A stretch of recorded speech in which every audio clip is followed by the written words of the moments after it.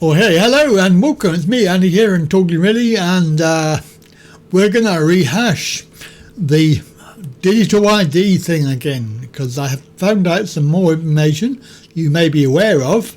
But the first thing is, who is going to benefit from this idea?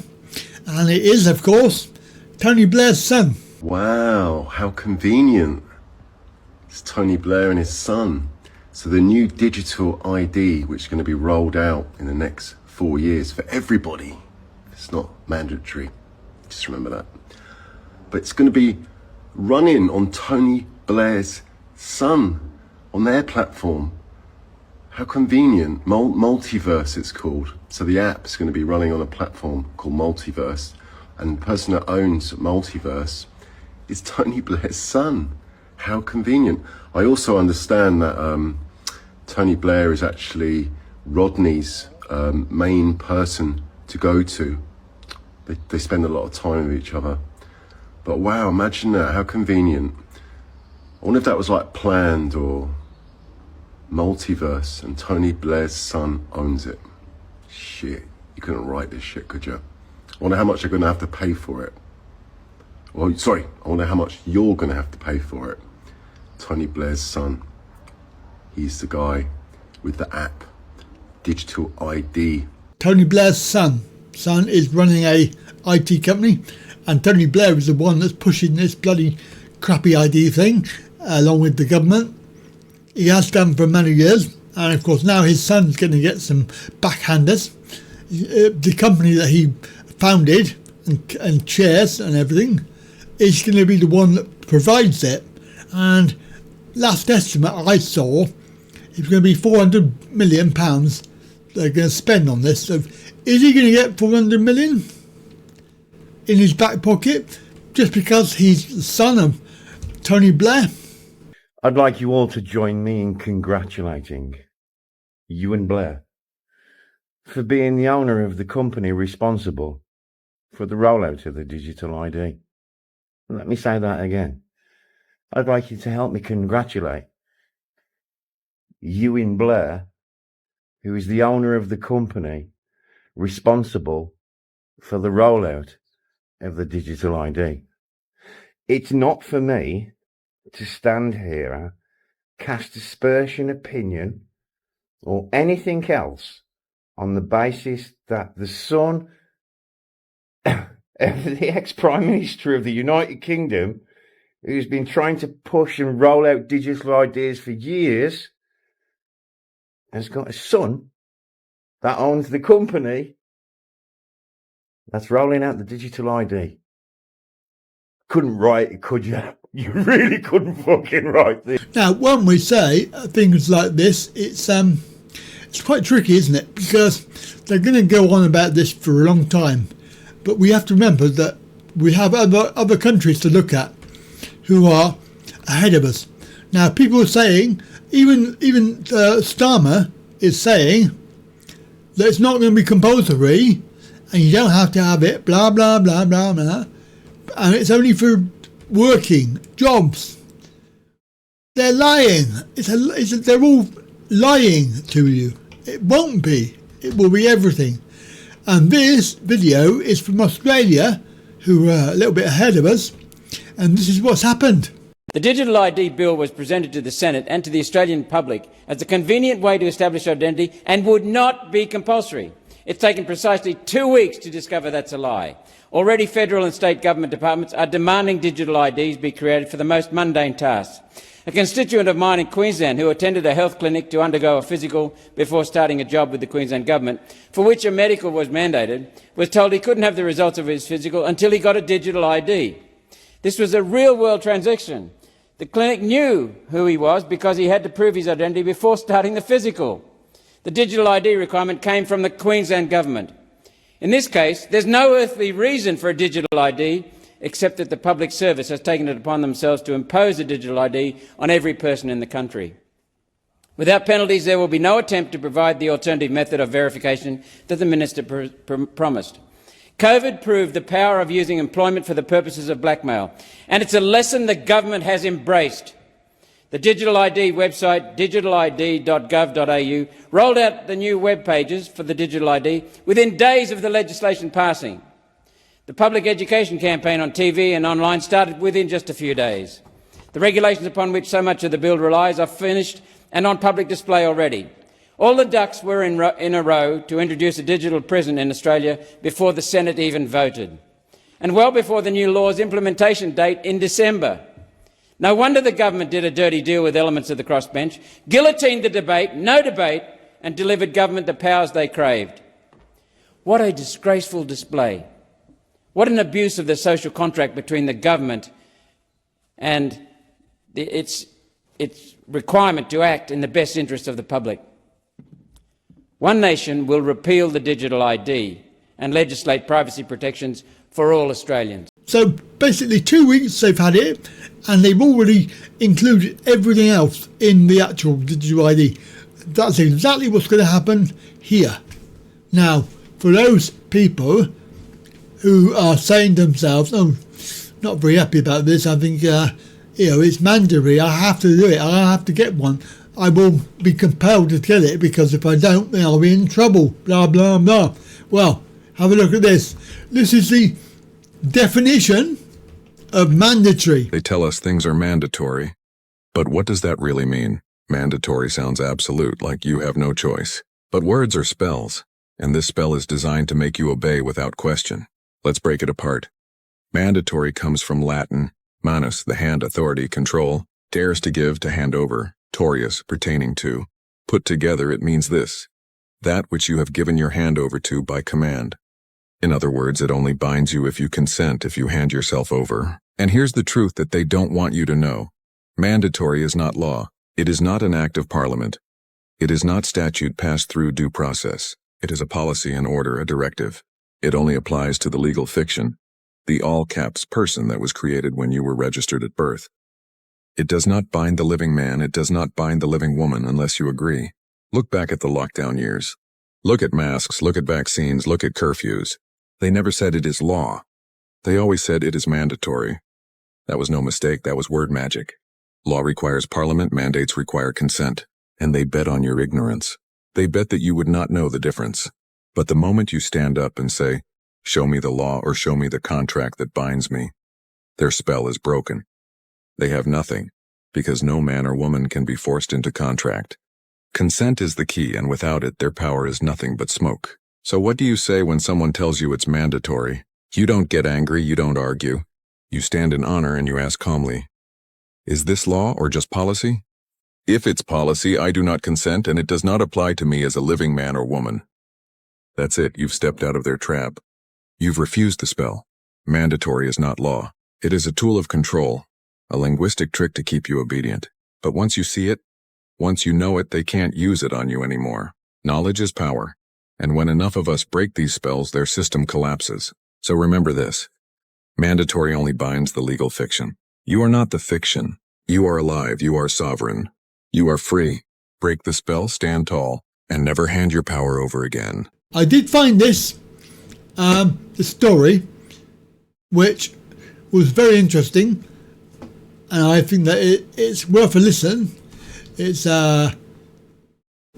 very, very true, because it goes on about, they're saying about it's going to be for employment only, blah, blah, blah, but we all know it's not. And of course it will stop the boats, and it won't, but have a listen. Can we just have a quick word about ID cards? Have you thought through what the sanction might be if someone turns around and says, no, I don't want one. This is Stasi-like, it's Big Brother's watching you, I don't subscribe to it and I don't want to do it. What sanction do those people face? Jail? Well, there's one very obvious sanction that's going to be here, which is that people are not going to be able to work if they do not produce their digital ID. And I should say on this is hugely important for two reasons, it seems to me. First of all, it is unquestionably a pull factor for legal migration to the United Kingdom, that people can come and work here in the gig economy, the underground economy. So actually introducing that simplistic way, you're holding a telephone at the moment, Camilla, on your telephone of digital ID, is going to be a way, a universal way of checking that people have the right to work. So I think that's the first point. But the second point as well is the whole idea of citizenship, if you like, in the 2020s. It's very, very different to what it was 10 years or even 20 years ago in terms of being able to access services. And people will, listening to this will be familiar. You have to produce your driving license, or you have to produce your passport, you have to produce your utility bill, all these other things that you're expected to produce. There is going to be a simplicity about it, a convenience about it to the population. Public doesn't want it though. 2 million signatures on a petition within 48 hours of it being announced. Well, that doesn't necessarily mean that that is the view of the entire public. And I think what we will be doing is making the case for the benefits of this. I think there is a benefit most definitely in terms of illegal migration, but I think there is a wider benefit we'll make the case for as well. I have one more. I have one more video for you. I'm just going to play a clip of it. I'll put the link down below, and you can listen to the whole video. It's about 10 minutes. But the chap here is Miles Harris on YouTube, and he is explaining very clearly that this whole digital ID announcement is a psyop, because a lot of the stuff is already here. A lot of the background stuff has already been done, and this is like the cherry on the cake, because in fact, my sister showed me the legislation that was introduced in June, and not many people knew about this. But what this does, and he will talk about it in the video, it sets out the framework and the background that they can then introduce the digital ID on top of it, and it will be very easy to introduce new aspects to the bill, which has already gone through Parliament. It's already been approved. It's already law. So we are a lot further along the line than people even imagine. And even though those 3 million people have signed a petition, they're a bit late, because a lot of it is already here. So we're meant to believe that just last week the UK's Labour government and the wildly unpopular misleader of the UK, Keir Starmer, deemed it appropriate to move forward with plans for a mandatory digital ID.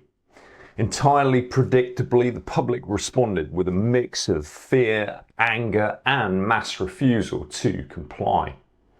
Now, the sudden promotion of such a wildly detested project seemed completely incongruous with the gradual totalitarian tiptoe that we've become so accustomed to. For the truth is that while successive UK governments have claimed no desire to introduce a national identity system, their true actions reveal their real preference. In particular, over the last 5 years, the Cabinet Office, the Government Digital Service and various departments have laid out the technological and legal foundations for what truly appears to be a digital identity infrastructure. Now, these include long-standing programs such as gov.uk One Login and gov.uk Wallet, while the Data Use and Access Act passed earlier this year, and this is complemented by the Digital Verification Services provision, DVS.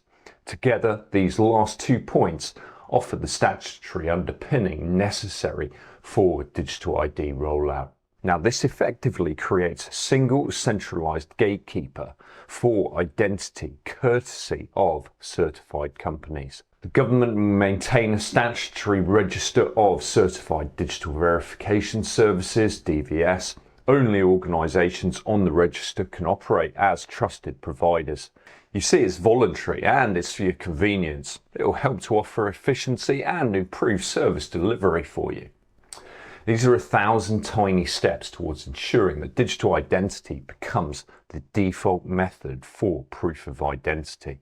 So imagining the likely sequence, whether you're in the UK, Australia or Canada, it looks a little like this. Between 2020 and 2024, we've seen the creation of a voluntary certification regime. 2025 saw the certification and data sharing powers given statutory force. The register of DVS was created and further legislation powers granted. Over the next couple of years, expect government wallets to expand to additional credentials. Major employers and banks will integrate certified providers to enable right to work, right to rent, and anti-money laundering checks. As soon as this onboarding is completed, paper checks will be discouraged via cost and inefficiency. This is really the functional compulsion stage. By around 2029, perhaps adoption will be widespread, and there will be a need to pass new regulations to formalise digital ID under bland, unobtrusive, innocuous terminology. And it's quite scary, really. They've done it through the back door, and they will continue to spout that it's not compulsory. You don't have to do it if you don't want to until the very end, because they're going to make it so difficult for you that you will be actually pleading to do it because you have no choice to do it. And that to me is not right. That's coercive and incorrect, because that's not voluntary. So I know I go on about this a lot, but it's very, very important that you understand, because there is going to be a time for you that you're going to have to decide whether you fight back, and I do hope you will, or whether you're going to give in for the sake of being compliant. And I'm referring to people on benefits, because they are going to do this sooner or later, even though it's not law, and it won't be law for a long, long time. They're going to make it exceedingly difficult for you to have any sort of benefit without an ID. Even though it's not law, you don't have to have it, and they should actually, by law, provide you with an alternative method. And at the moment you have it, an alternative method. They're paying you now. So to change the terms, you would have to agree to it. So what you do is you don't agree to it. But I know there will be some who will just give in because they're scared that they're not going to have any money whatsoever to pay their bills and their care. So yes, there will be some people who will give in. But I hope the majority of you could understand that this is not mandatory. Mandatory means nothing, and there are alternative ways. And the more people that object, the less likelihood the plans will not go through. And as the guy said in that video, there is still a way that we can fight this through the law. So it's not all bad news. Right, that's it. Have a very good day, and I'll see you soon.